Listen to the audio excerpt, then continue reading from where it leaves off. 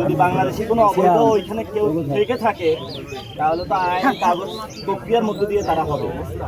রাতের আধারে চুপিসারে এখানে হলে রেখে তারপরে তারা চলে যাচ্ছে এবং আমরা শুনতে পাচ্ছি সীমান্তের ওই পাড়ে অনেক মানুষকে তারা সমাবেত করেছে বাংলাদেশে পুশিং করার জন্য।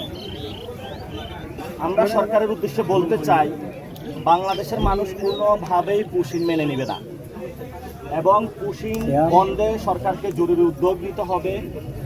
সরকার যদি কঠোর হস্তে সীমান্ত হত্যা থেকে শুরু করে সীমান্তে মাদক চোরাচালান, পাঞ্জাবের জগতে একটি বিশ্বস্ত নাম শাবাব এথনিক ওয়্যার, সন্ত্রাসী কার্যক্রম ভারতীয় বাহিনী করে থাকে, এটা বন্ধ করতো উদ্যোগ নিত পূর্ব থেকেই, তাহলে আজকে ভারত এই ধরনের সাহস পেত না। এবং গতকালকে স্বরাষ্ট্রমন্ত্রী যে বক্তব্য দিয়েছেন সালাউদ্দিন সাহেব, এটি একটি বাংলাদেশি মানুষদেরকে হত্যাকাণ্ডের মধ্যে দিয়ে নিয়ে যাওয়ার একটি বক্তব্য দিয়েছেন এবং বাংলাদেশের সীমান্তবাসী যারা রয়েছে তাদেরকে কিন্তু অনিরাপদ করে দিয়েছে।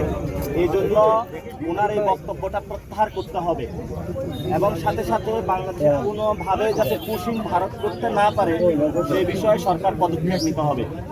আমরা এখানে যে এসেছি, ভারত থেকে বাংলাদেশে কয়েকটি পরিবারকে তারা পাঠিয়ে দিয়েছিল এবং তারা মানবেতর জীবন যাপন করছিল এখানে।